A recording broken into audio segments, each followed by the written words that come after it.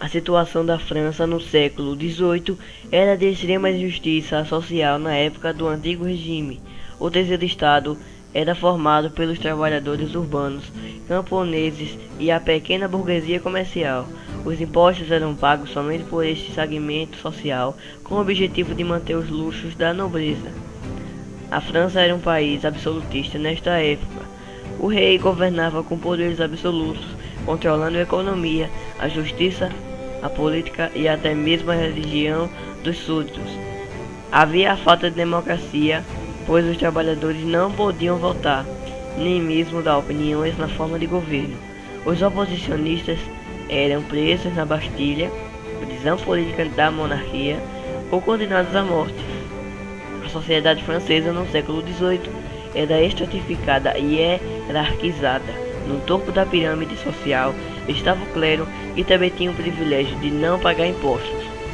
Abaixo do clero estava a nobreza, formada pelo rei, sua família, condes, duques, marqueses e outros nobres que viviam de banquetes e muito luxo na corte.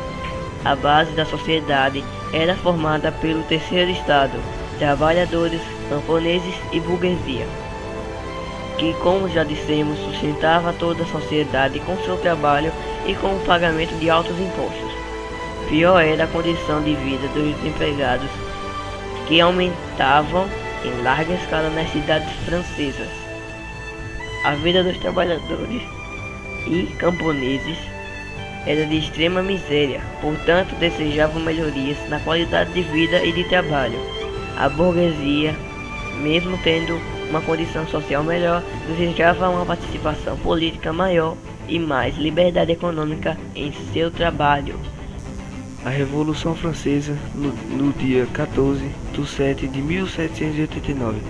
A situação social era tão grave e o nível de satisfação popular era tão grande que o povo foi às ruas com o objetivo de tomar o poder e arrancar do governo a monarquia, comandada pelo rei Luís XVI. O primeiro alvo dos revolucionários foi a Bastilha. A queda da Bastilha em 14/7 de 1789 marca o início do progresso revolucionário, pois a prisão política era o símbolo da monarquia francesa. O lema dos revolucionários era liberdade, igualdade e fraternidade, pois ele resumia muito bem os desejos do terceiro estado francês. Durante o processo revolucionário, a grande parte da nobreza deixou a França, porém a família real foi capturada enquanto tentava fugir do país. Presos os integrantes da monarquia, entre eles o rei Luís XVI e sua esposa Maria Antonieta, foram guilhotinados em 1793. O clero também não saiu impune, pois os bens da igreja foram confiscados durante a Revolução. No mês de agosto de 1789, a Assembleia Constituinte cancelou todos os direitos feudais que existiam e promulgou a Declaração dos Direitos do Homem e do Cidadão. Estes importantes documentos traziam significativos avanços sociais, garantindo direitos iguais aos cidadãos, além de maior participação política no povo.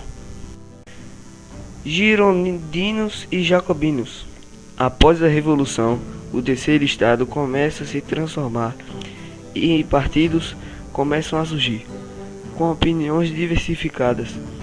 Os girondinos, por exemplo, representavam em alta a burguesia e queriam evitar uma participação maior dos trabalhadores urbanos e rurais na política.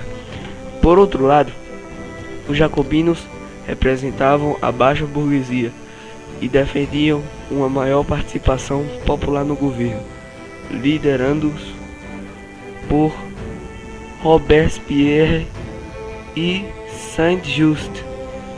Os jacobinos eram radicais e defendiam também profundas mudanças na sociedade que beneficiassem a fase do terror. Maximilien e Robespierre, defesa de mudanças radicais. Em 1792, os radicais liderados por Robespierre e Danton e Marat assumem o poder e organizam as guardas nacionais. Estas recebem ordens dos líderes para matar qualquer oposicionista do novo governo. Muitos integrantes da nobreza e outros franceses de oposições foram condenados à morte nesse período. A violência e a radicalização política são marcas desta época. A burguesia no poder. Em 1795, os girondinos assumem o poder e começam a instalar um governo burguês. Na França, uma nova constituição é aprovada, garantindo o poder da burguesia e ampliando seus direitos políticos e econômicos. O general francês Napoleão Bonaparte é colocado no poder após o golpe de 18 de Brumário, 9 de novembro de 1799, com o objetivo de controlar a instabilidade social e implantar um governo burguês. Napoleão assumiu o cargo de primeiro cônsul da França, instaurando uma ditadura. Conclusão: a Revolução Francesa foi um importante marco na história moderna da nossa civilização. Significou o fim do sistema absolutista e dos privilégios da nobreza.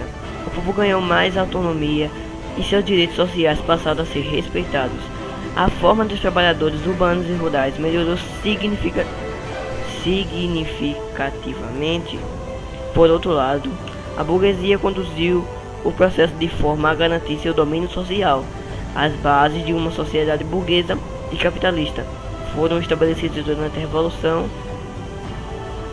Os ideias políticas, principalmente iluministas, presentes na França antes da Revolução Francesa, também influenciaram a independência de alguns países da América Espanhola e o movimento da Inconfidência Mineira no Brasil.